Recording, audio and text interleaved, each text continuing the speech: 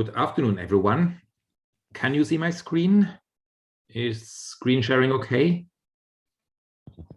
Okay, yeah, same thing, yeah. မြင်ရတယ်နော် ဟုတ်ကဲ့ခင်ဗျဟုတ်မြင်ရပါတယ် Okay, ကျေးဇူးပါနော် Okay, maybe some people are still coming in. I hope the internet connection is better today than it was last time. So people are still coming in, but I think we should just start this lesson so we can finish in time. Okay, again, good afternoon, everyone. Good to see you again. Today, the topic we want to talk about is language use and language change. I've said it several times. Languages change all the time. Language is not something stable. And this is natural in languages. All languages change. Today, we will have some general observations, again, mainly based on English. And just to get you started with this, let's have a look at English as it was in the 10th century. Like more than 1,000 years ago, there are already documents written in English, in Old English. And one of the probably most famous, most well-known texts in Old English is the Beowulf, which is a poem, epic poem. So if you look at the left side here on the slide, this is the Old English text, and on the right side, you have the modern English translation. And if you just look at the left side of this slide, you probably don't recognize it as English. It doesn't look like English at all. The words are different. I mean, most words are different. And also, the writing is different. There are some letters that are not there in English anymore, like this one and this. This is fa, which is pronounced similar to the Burmese tha these days. And this is the voiced da. So these are sounds that are not used in English anymore. They're today written as th, both of them. But also the words, like just already the first word in this text here, whet, today is spelled W-H-A-T. It looks different. It probably sounded pretty similar to what it is today, whet and what. But other words are very different. So if you want to read an English text from the 10th century, you have to learn Old English like a new language. It's a different language from English, but it's still called English. If we move on in time, 400 years later, Chaucer is a very famous writer of Middle English, as it is called, English from the Middle Ages. Now again, on the left-hand side, this is the original text from the 14th century. And on the right side, you have the English, modern English translation. Here it looks more similar. It's easier to understand what it is, what these sentences mean, although it's still not really the same as is today. Some words changed completely, like eek now is also. So eek in Middle English means also. This word was replaced. Then you have things like hadden, which today is had. So hadden is the plural form of the verb. That means there is still more complex morphology.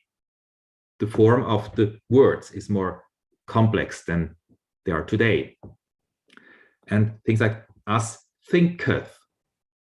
Thinketh today would be thinks. So you can see the language is getting closer to modern English, but still not the same. We move on 2 more centuries. Shakespeare, probably the most famous of all writers in English. Shakespeare lived like 400 years ago, and he wrote many theater plays and novels and poems.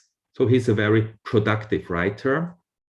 And if you study English literature, you have to learn about Shakespeare. You have to read Shakespeare.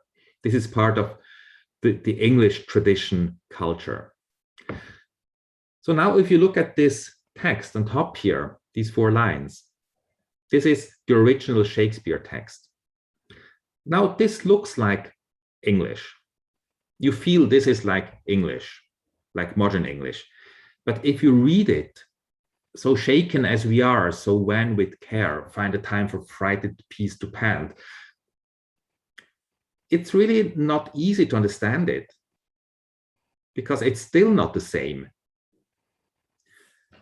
It's still a different variety of the language, which later only developed into what is English today.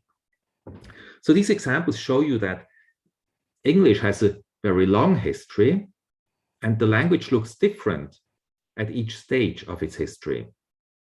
Of course, if you have continuous texts, they always only change a little bit. So from one century to the next, there's only small changes.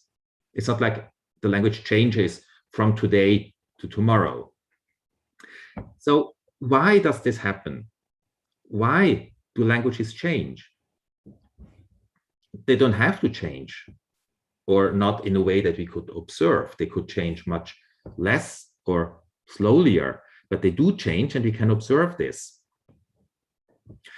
So in order to understand why languages change, we have to go back a bit and think, what is language? Where or how does language exist? And I'm speaking here about spoken language, not written language for the time being. So what is language? Where is it? First of all, language is not a concrete object. It's not like a book or a stone or a brick that you can touch and handle, but language is something that's not concrete. So it's not an object, actually. Language is a convention, it's a practice, it's something that we do. So language only exists in the head of the speakers. Language does not exist out there in the world. You cannot go to a forest and look for language. It's not something you find there. It's only in your head. And for language to exist, to be there, it needs speakers to use it. So there is no language without someone speaking, or at least thinking in language. So if no one uses a language, if no one speaks or thinks a language, it just disappears without traces. So language is not something that is out there naturally or something concrete. It's only something that we do, we as speakers do. And as I have mentioned in earlier lectures, language is a means of communication. So language depends on the successful transmission of ideas. The speaker wants to say something, and the hearer wants to understand something. So I, as a speaker, want you to know my ideas, and I use language to do that. So this is the only place where language actually exists, in formulating ideas to oneself or to other people, and hoping that they understand it. So this makes language something very fluid, because it's nowhere, it doesn't exist physically, it's something that is not stable. And it depends on speakers. So let's have a look at language speakers in general. As you know, all speakers are individuals, and all individuals have differences. No two people are exactly the same. Everyone have their own feelings and ideas and thoughts and ways of doing things. So there are never two speakers who are exactly the same. So there will always be differences in the language they use or in the way how they use the language. This means even in a community, let's say in a village somewhere in Anya, everyone speaks Burmese. Burmese is the only language people use there in daily communication. But still, there will be differences among the speakers. Maybe pronunciation is a bit different. Maybe someone uses a word a bit differently or uses different syntax. So even in a small, compact community, the language is not uniform. And also, no speaker and no hearer is perfect. We're all humans. We all make mistakes. And this lecture is being recorded, and I'm speaking now sort of naturally. I'm sure if I go back and listen to the recording, I will hear many things that I said wrongly. There will be many mistakes. I begin a sentence in one way, I don't finish it correctly. There will be many as, us, and things like this. So I'm not a perfect speaker. No one is. And you may not be perfect hearers because no one is a perfect hearer. There will be misunderstandings all the time. But still, I want you to understand what I say. And I hope that you want to understand what I'm talking about. So we both have the same goal. I try hard to make myself understood, and you try hard to get my ideas. On the other hand, we're both lazy. You know that. I'm a lazy speaker, you're lazy hearers.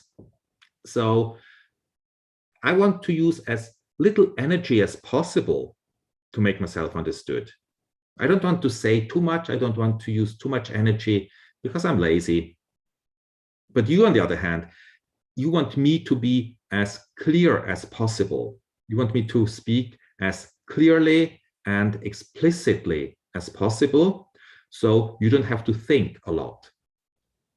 If my teaching is not clear, you have to do more thinking, and that is tiring. So that there is a conflict because we're both lazy. I don't want to use too much energy in speaking. You don't want to use too much energy in listening. We have to find a compromise. And this, of course, makes language something very stable, unstable in space and time. And this leads to language changing all the time. So let's look at a few examples, how we cope with this laziness of speakers and hearers. Now, in English, if you go to university as a student or as a lecturer, of course you can say, I have to go to university today. At university, I will do this and that, and then I come back from university. University is a pretty long word. That takes too much energy for me to use all the time. So I shorten it and I just call it uni. But as most of your uni students or lecturers, you know what I mean with this uni. I mean, uni could be something very different. With uni, I could be talking about the universe or Unicode as opposed to Zoji for writing on the phone. But we all know when I say I'm going to uni today, I mean university. Similarly, if you buy rice not as beta, but in Western style, you can buy it as kilograms or just as kilo. And we know with kilo, I mean kilogram and not kilometer. If I tell the shop owner, I want 2 kilos of rice. Kilo basically means 1,000. So kilogram is 1,000 grams, like kilometer is 1,000 meters. But it's enough to just use this kilo. I'm lazy. I don't want to say kilogram all the time. And I'm confident you know what I mean. Similarly, the United States, we just call the US. And telephone, 3 syllables, we just shorten it and we make phone. So we can use shortened forms of words. And this is especially the case when there is a shared background. when you know what I'm talking about. So words that are used frequently, that are used by many people, they can be shortened.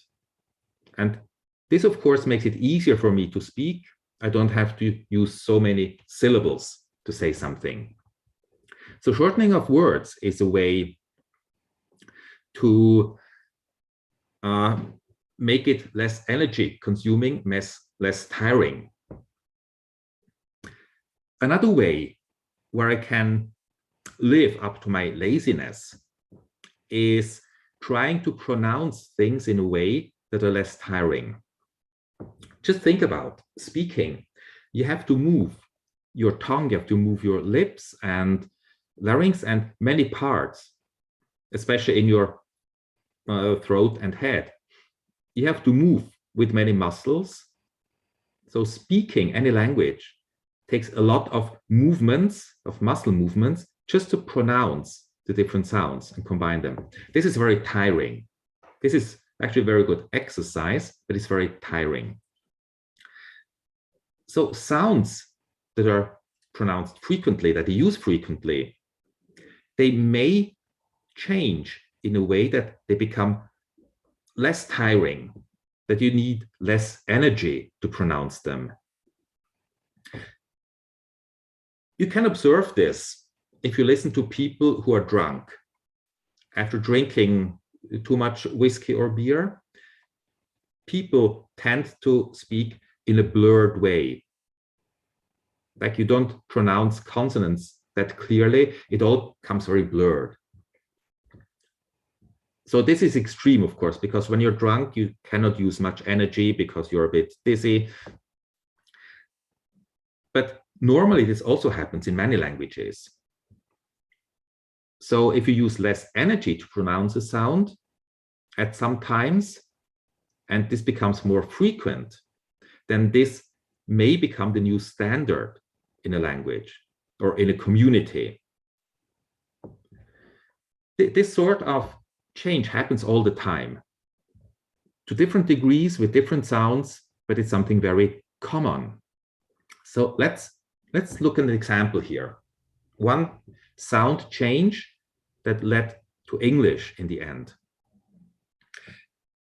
We have here the letters that are marked with an asterisk star, means these are reconstructed sounds. Sounds we don't have documents of in that language, but sounds that belong to a language we could reconstruct. In this case, this is Proto-Indo-European, what we've already seen in other lectures. This is the parent language from which most European languages derive. Most European languages and also many languages of India, including Sanskrit and Pali.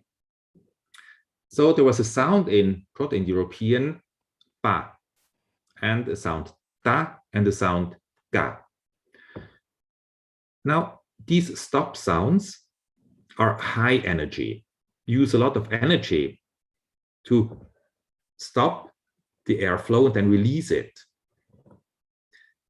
So a word that sounded something like bisque in Proto-Indo-European, it's biscis in Latin. The first word here, in English, this became fish. That means the original P changed to F in English. Now P, stop sound, is high energy. F is easier to pronounce. It takes less energy to pronounce it. You just let out the air and you stop it maybe a little bit, but not really. So in Germanic languages, to which English and German and Dutch and Icelandic belong, all P's change to F because F is lower in energy. This not only happened to P, it also happened to T, which became F, and K, which became H or H. So in linguistics, we call this stop sounds became fricatives. Fricatives are these sounds which you can pronounce ongoingly without stopping. These are less energy consuming, so they became the standard in Germanic languages. Now, if a sound change like this happens, it occurs in all words in the language. So all P's, all old P's change to F in Germanic, no exception. That means that words like English for also goes back to something earlier with a P, and 5, fire, they all go back to words that had P originally.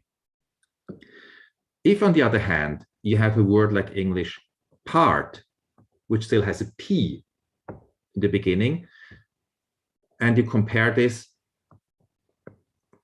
to French part,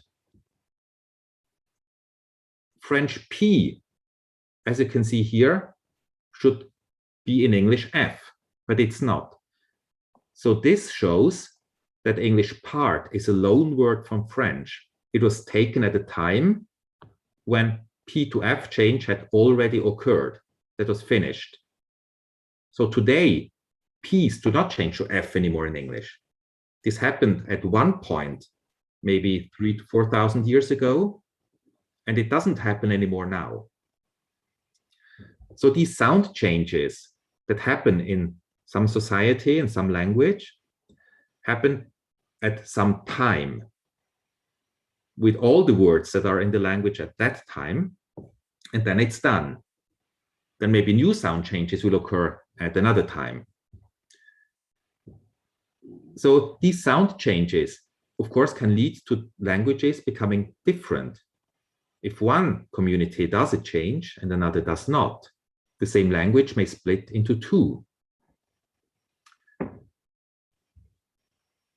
Another way of taking care of one's laziness as a speaker is by just reducing the spoken forms.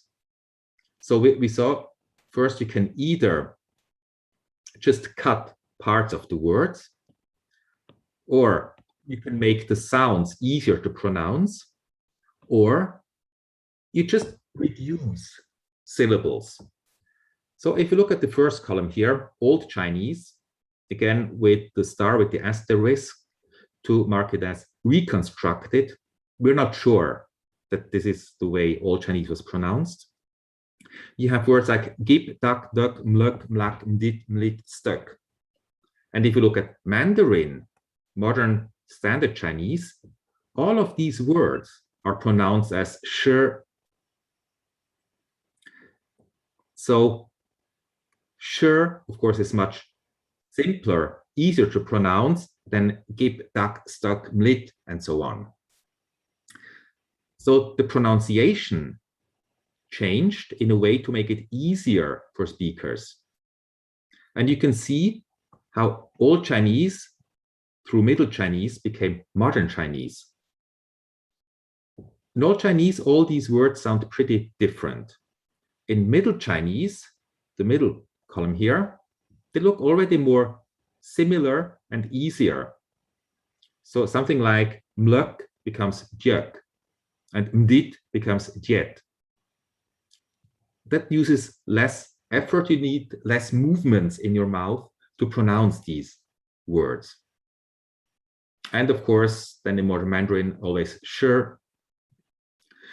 This is the easiest to pronounce. But you may see a problem here. If you look at the gloss, the translations, can gather, stone, really eat, shoot with an arrow, this fruit, knowledge. And they're all pronounced sure in modern Chinese. Now, what happens if you reduce the words too much and they all sound the same in the end?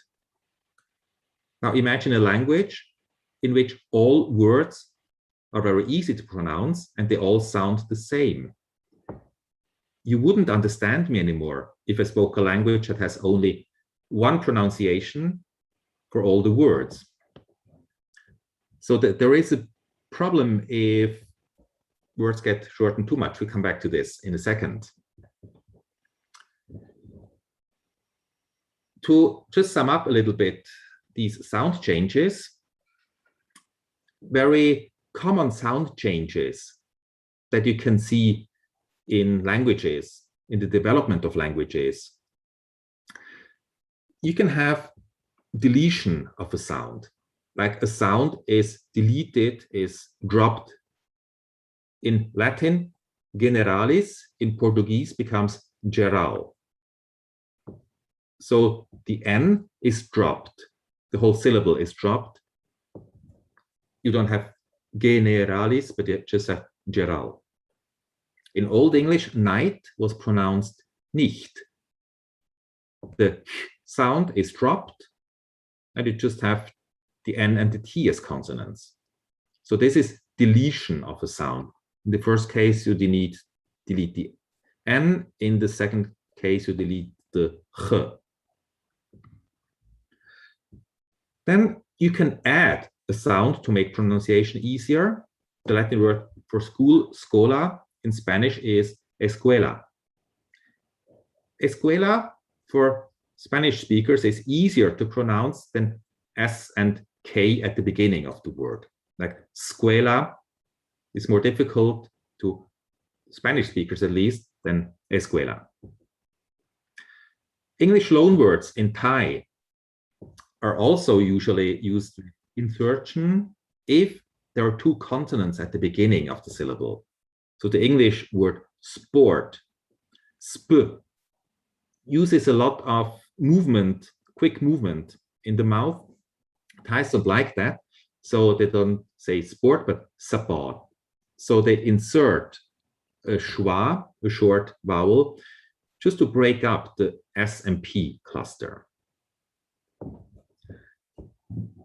Sometimes you have substitution. One sound is changed into another sound, like goat in Latin, capra. The P in French, which of course originates in Latin, is chèvre. So the P becomes V, and this is similar to what you saw in English, that the P becomes F, because the fricative is less tiring to pronounce. Burmese does the opposite with English loanwords. So English phone in Burmese becomes pon, for most speakers at least. Some speakers do use phone.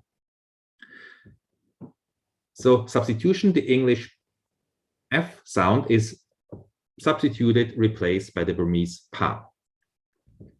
Then there is assimilation. That means making sounds more similar to each other. Latin 8 is octo with kt in the middle. Two different consonants next to each other. That's too tiring to pronounce. So in Italian, which also goes back to Latin, this octo is changed to otto. So the kt part is changed to tt, which is easier to pronounce, of course. And the last point here is dissimilation. That means you make sounds unlike each other. The tree in Latin is arbor with two R's. Now R, okay, that's a tricky sound anyway for many speakers, many languages. But if you have two of them in the same word, speakers don't seem to like it. So in Italian, it becomes albore, with the first R becoming L, just to make it not the same. This is called dissimilation. So these are sound changes that you see in many languages around the world, something very common. But now, if these things happen too much, well, obviously it doesn't happen. Chinese is pretty extreme, that all the words I showed you change to sh. But there is no language in which all the words are only pronounced as something like "were," which would be the easiest to pronounce. You don't need much energy to say "were." But this doesn't happen. Why? Well, although speakers are lazy, they still want to be understood. And we as speakers know if we blur our speech too much, if we make the words too short, if we use too little energy in producing our words, the hearer will not understand us anymore. So we have to be conscious about this, and obviously we are. But in some cases, a word may be weakened too much. Like this happened in Chinese, where you have all those words pronounced sure with many different meanings. What happens? Now, Chinese people sometimes have to write down the word to make themselves understood, because the writing is different for all these words that are pronounced sure, because Chinese writes in a logographic system, that is, each character is one word. So if you do have a written language that is different from the spoken language, you can use this as in Chinese. But of course, in spoken communication, this doesn't help much. So what people do in these cases is you add another word to make the meaning clear again. An example from Burmese, you have the word chao, which can mean be afraid, or it can mean a stone. Now, if you talk of stones, you usually would say things like chao ke, and the ke makes sure the listener, the hearer, knows you're speaking about a stone.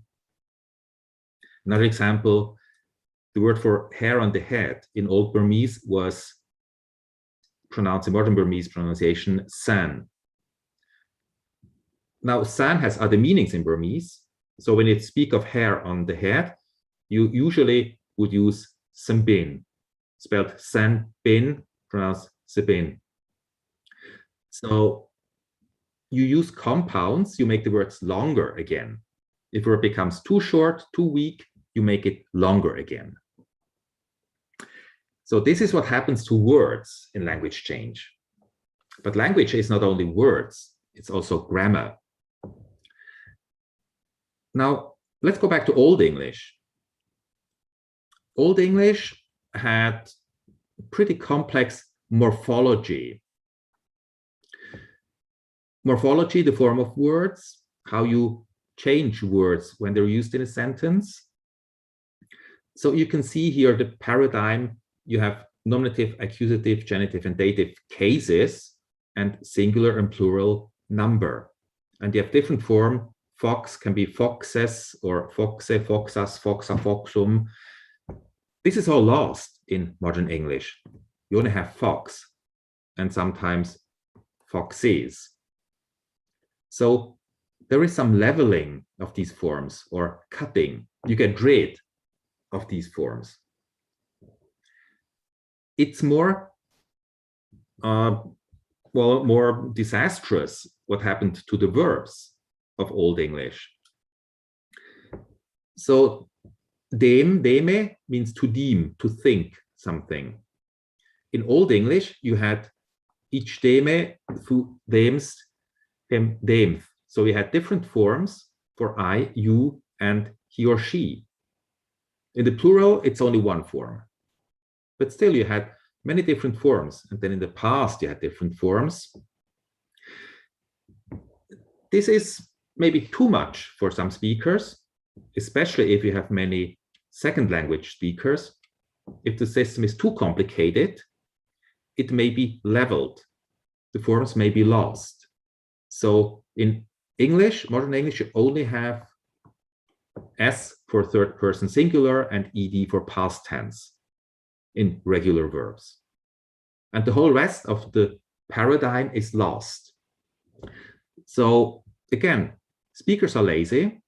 You don't want to remember and use too many forms. And if you think the hearer still understands you, even if you don't use them, they can be lost over time.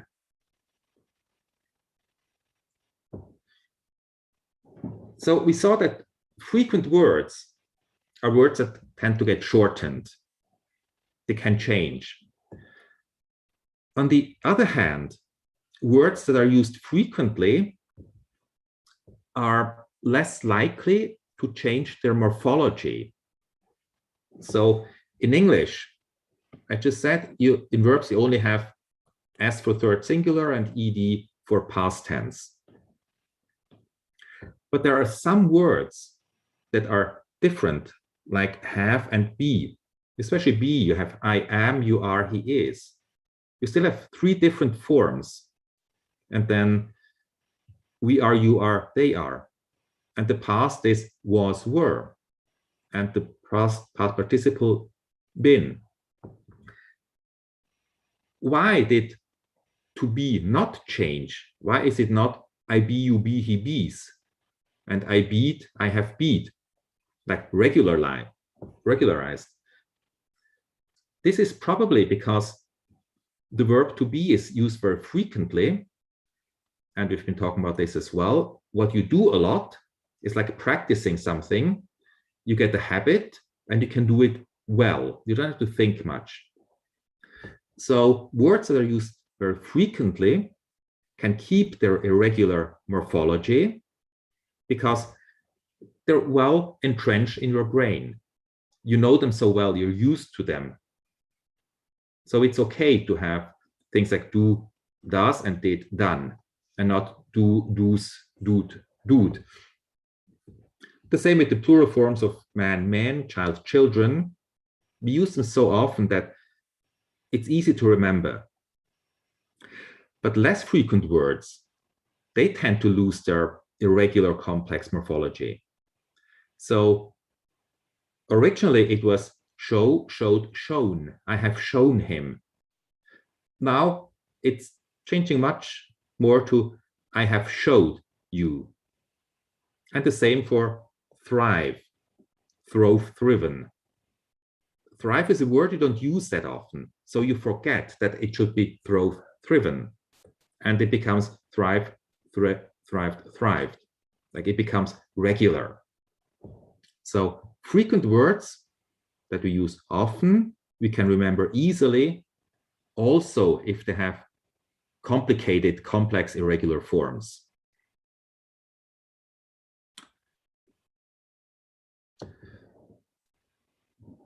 Now, away from morphology to meaning, semantics. A word can be misunderstood, reanalyzed as meaning something else. So I guess most of you have eaten hamburgers in your life, or have at least seen hamburgers and know what a hamburger is. It's a kind of a sandwich, round bread and a piece of chicken or beef or whatever in between. So this is a hamburger. This is one complex word, and it comes from the German city of Hamburg. So Hamburg in northern Germany, port city. And to this was added the ER, something or someone coming from Hamburg. Now in English, this was reanalyzed and the break was made between ham and burger. Well, ham is an English word, of course. It's a kind of meat. And once you had this new bracket, new division, burger came to mean a kind of a sandwich. And then you could use this in words like cheeseburger, fish burger, or whatever. So burger now is a word of its own. But it comes from Hamburg originally. So this is called reanalysis. The word hamburger was reanalyzed, basically misunderstood. And then it could be used productively in new formations. Similarly, you probably all know bus, also used in Burmese as basaka. Bus actually is the Latin plural dative ending. So it's a morphological ending, and it means two or four, but it's a suffix. So in Latin, omnibus means for all, for everyone. Now this bus or bus in Latin was then taken as a word of its own, And now bus in English is a big vehicle for many people to ride in. So bus has nothing to do with a vehicle or transport. Bus just means dative plural in Latin, but it was reanalyzed. And once it was reanalyzed as bus, then it could be used in new formations like autobus, minibus, or the French airplane producer Airbus. So this bus is a reanalyzed, basically misunderstood part of the word omnibus. So this is what happens in the lexicon sometimes, because hearers are not perfect. They misunderstand sometimes. This sort of reanalysis can also happen in the grammar. So if you look at the example on top here, in English, if you say, I am going to the market, this means it is a movement. So it's a real movement. You move from here to the market. Then the second stage, I'm going to buy food at the market. This is still a movement. You still go to the market and buy food there. Or I'm going to buy food. Okay, this is still going somewhere probably.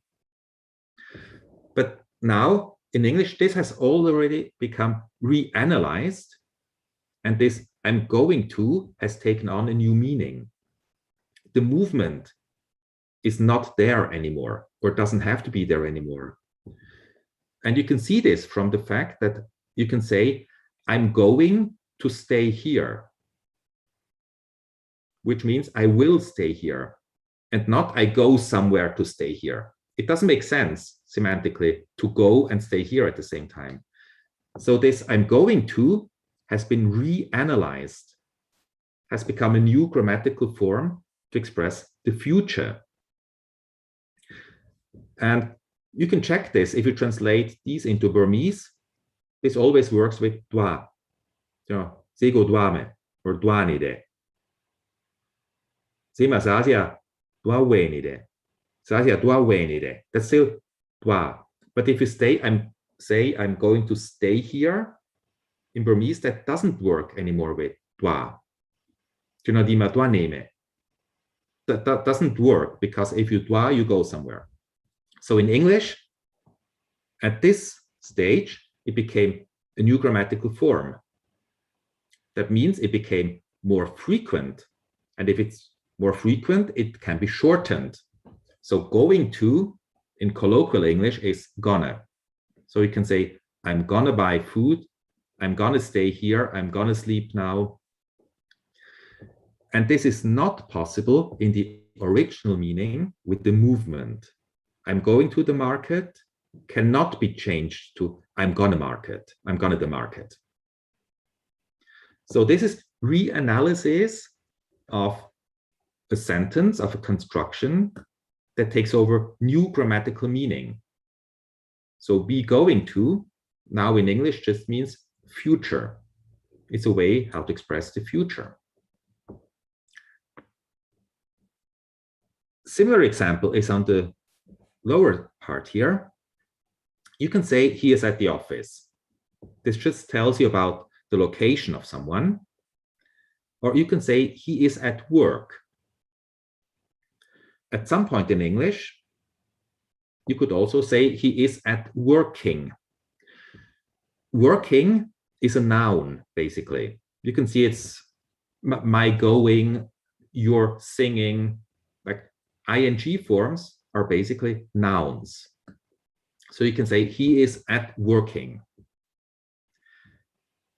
In older stages, early stages of English, you can see things like he is a working, she is a singing with the a. This a here is shortened from at. So again, frequent use, and at becomes shortened to a. And once this stage is reached, you have a new form, you have a new meaning. He is working, he is working. This working is not understood or felt as a noun anymore, but it's understood as progressive, continuous tense. So from he is at working to he is working, there is a change in function, a change in meaning that is caused by reanalysis. Again, reanalysis like misunderstanding something. So this is how the grammar of the language can change, the syntax of a language can change. Another example of how the syntax can change, if you say, I know that he is coming. Era tire, tulame.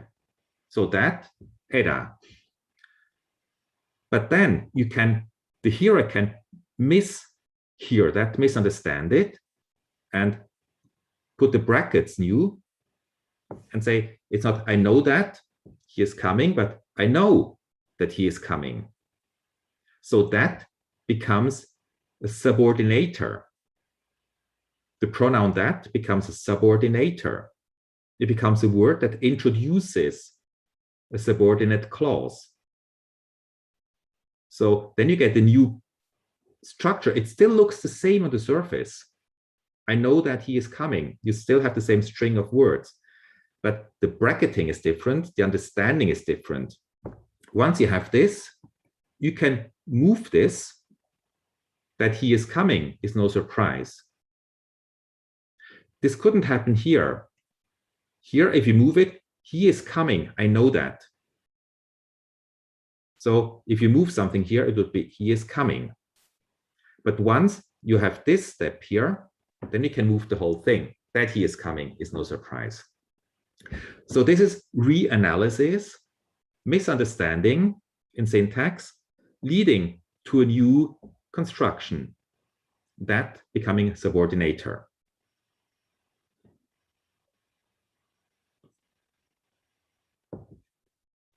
Change happens all the time on all levels.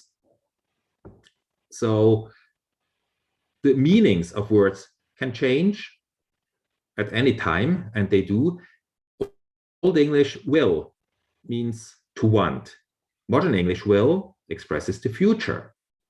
In Old English, nice meant stupid. In modern English, it means lovely or pretty. You may think of a Burmese expression that has the same development. When people like something a lot in Burma these days, it will say maite. Maite basically means, well, crazy, stupid, idiot. So nice, stupid became lovely. Deer, the animal, just meant animal in general in Old English. In modern English, deer is a kind of animal that lives in the forest. The main or sa in Burmese. So you see the changes in the meanings just can happen anywhere. And this is not regular. You never know how the meaning changes. This depends on the society, on the use in the society. And the last point here of changes that happen in many languages, quite a lot for different reasons, is negation. Negation is something that we use a lot when speaking. We have to negate many things all the time. So the example here is from German. In Middle High German, German language spoken around 800 years ago, don't know would be en weiß. So en is the negation, which is a prefix on the verb. This is pretty short. Ich weiß, ich en weiß. This n is not really clear to hear. So you want to make it stronger maybe. So at some point, people added Wicht. Wicht means thing in Middle High German. So en weiß Wicht means not know a thing or know nothing. But this just became the general expression for don't know, because this Wicht added some weight to the expression.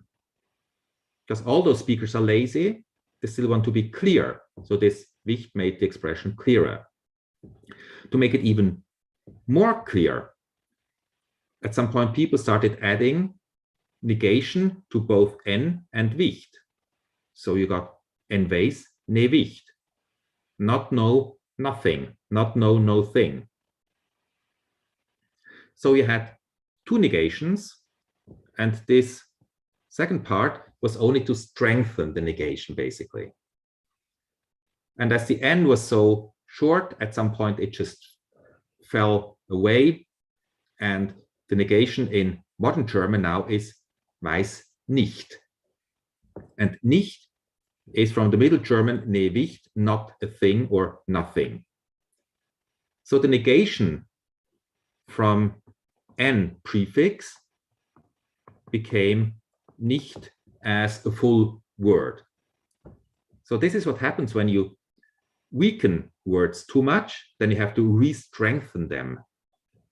And with negation, this seems to be happening quite a lot. In English, it's very similar. You had the ne for negation, ich ne dom, I not do, and then an Wucht, one thing. Like in German, ne weis Wicht. Then ne an Wucht became one word, not one thing. And this ne an Wucht over time became the modern English not. So not basically is taken together from not one thing. Then this not, very frequent, was shortened again sometimes to nt, like I can't, I wouldn't, shouldn't. And as this not seemed to be not clear enough anymore for the people, they expanded it to do not. So you don't say I know not or I eat not, but you say I do not eat. Again, do not is long, frequent usage, you shorten it again to don't. So you see this circle of negation. The form becomes too weak, it's strengthened, it's made longer again, and then it becomes shorter again. We don't know what happens next in English. We may see in a few hundred years. Similarly, in French, the negation in Old French was ne in front of the verb. Like in Old English, the ne in French, it was ne pronounced ne. Then you had things like il ne va pas. Pas means a step. So he not go one step. He doesn't go a step. This pas, similar to the an Wucht here in Old English and the ne Wicht or Wicht in German, helps to strengthen the negation. Like English, I don't know at all. So he doesn't go a step. Now in colloquial French, the ne was dropped and negation only is pas now. Il va pas. And this is used in all cases for negation, like don't know, don't eat, don't like, it's always pas. So pas from step became not. This is a development, change in meaning that is very unlikely if you just look at it like this. A word, and now that means step, becoming not. Crazy language, right? On Monday, we'll see how this works in Burmese. Maybe Burmese is not that different. Now, I said I was speaking about spoken language in this lecture, and just very briefly, of course, language can be written, and the written language can slow down these changes a bit. But languages have been written for some 5,000 years, most languages for a much shorter time, Burmese for about 1,000 years at least. But spoken language has been around for many hundreds of thousands of years. So written language could only slow down the changes a little bit in the very last second of the existence of language. The same is even more true for audio recordings. Now we can record with our phones, with anything, but this is something very new. So we don't know yet how much this can help to slow down. But we still can see that in many languages, the written form is more conservative than the spoken form. We can see that sounds are written in a language that are not pronounced anymore. So in modern English, you have 8 and 8 pronounced exactly the same way, but they were not the same in Old English. And you can see this in 8, there is this GH written, which was pronounced something like ch in Old English. And if you compare this to the German word for 8, acht, you see there is a CH and it's still pronounced as ch in German. The same is true for night, sight, and fight. Always written with a GH, but there is no ch sound there. But in German, these ch sounds are still there. So the written language is slower in changing than the spoken language.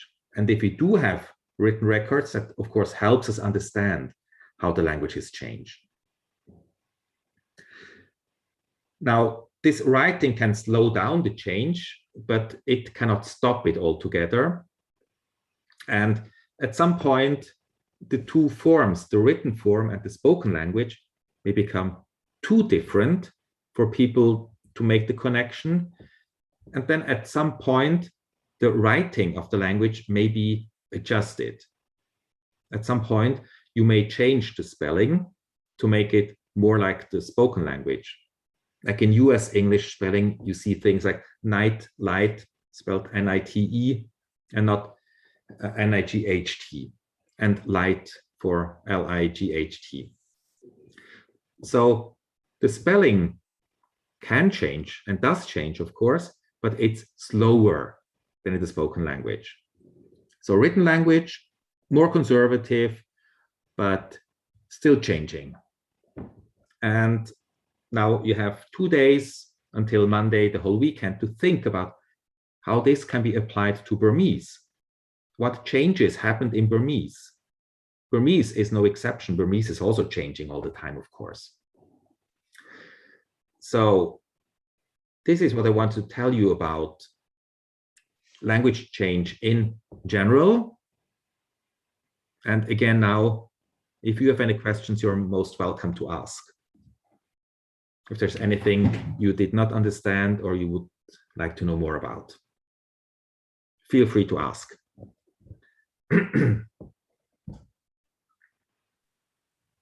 Okay, so I would like to ask a question.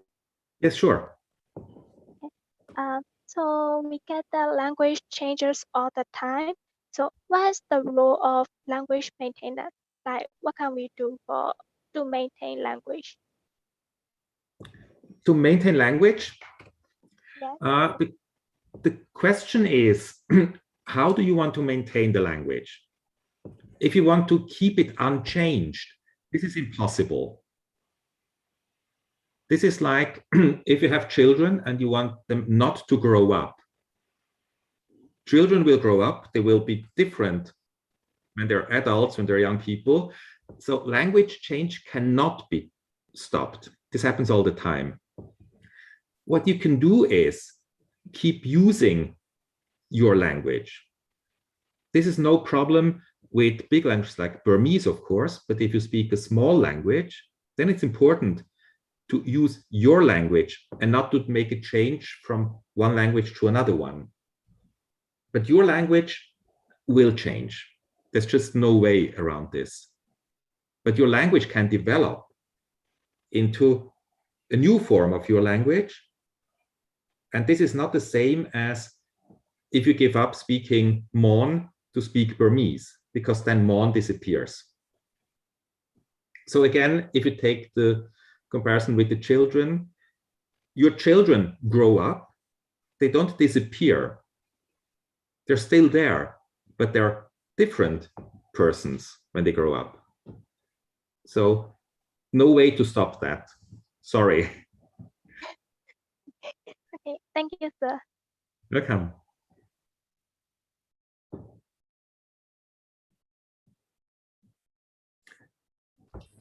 Hello, sir. Yes. Okay, yes.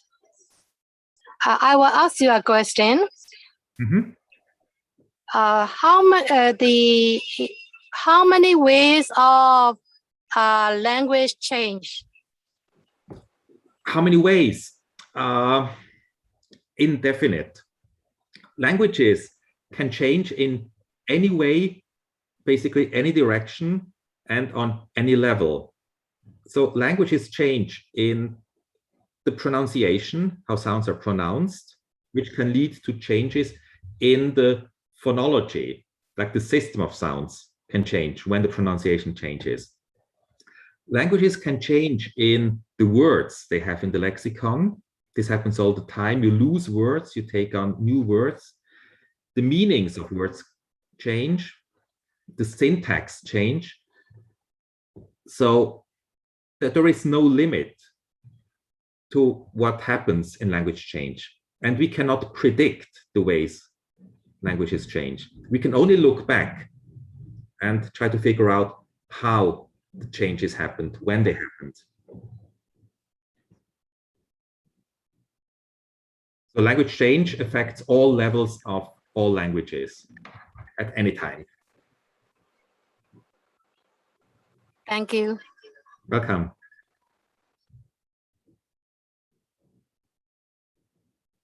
Other questions? Hello, sir. Can you hear my voice? Yeah. Sorry, can you speak up a bit? Okay. Hello. Can you hear me? Hello? Hello. Yes, okay, better now. Okay. So in our article, I read about English can change to Globis because so many people around the world speak English. So English can change from standard English to Globis. In Globis is where we like less vocabulary than the standard English. It described like this. So how do you think about that? Or can make English change from standard to globally? Yeah. Well, English, as you say, is spoken in many countries. We will look at this again in a later lecture. English is spoken in many countries around the world. And of course, there are many different influences. So Indian English is very different from British English and American English.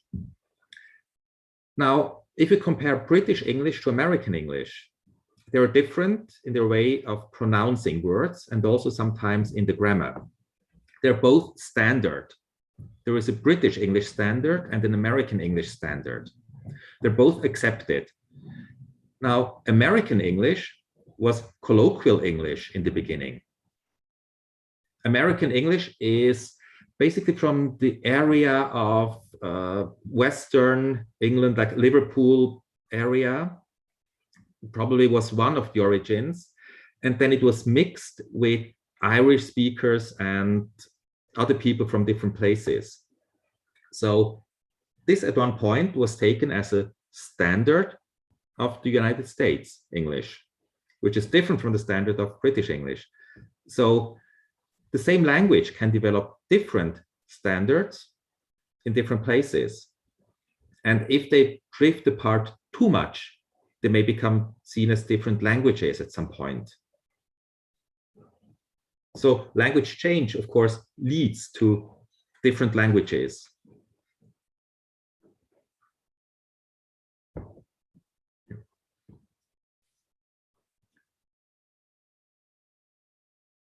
Are there any other questions or comments? Obviously not. Well, time is over.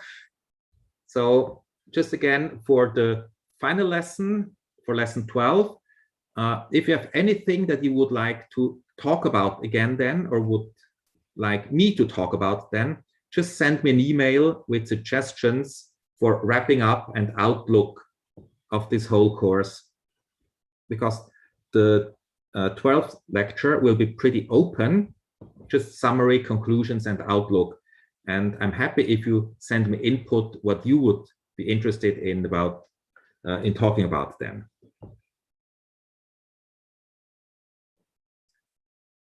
Okay, so let's finish here. Have a nice weekend, all of you, and stay safe wherever you are. Thanks for joining and see you soon. Bye-bye. ဟုတ်ကဲ့ပါဆရာဒီနေ့လာနေတွေ့ပါမယ်ခင်ဗျာဟုတ်